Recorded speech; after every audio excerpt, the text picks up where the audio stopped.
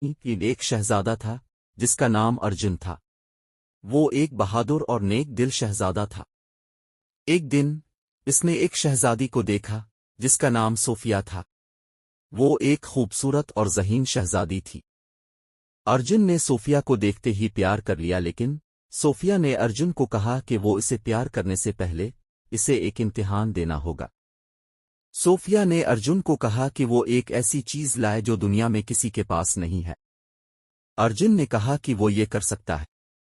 ارجن نے اپنے دوست اور لشکر کی مدد سے ایک ایسی چیز بنا جو دنیا میں کسی کے پاس نہیں تھی۔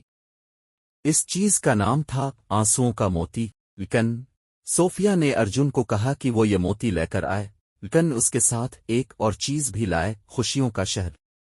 ارجن نے وہ موتی اور شہر بنایا اور صوفیہ کو دکھایا۔ صوفیہ نے ارجن کو کہا کہ وہ اسے پیار کرتی ہے۔ ارجن اور صوفیہ نے ایک دوسرے سے شادی کی اور خوشیوں سے رہے۔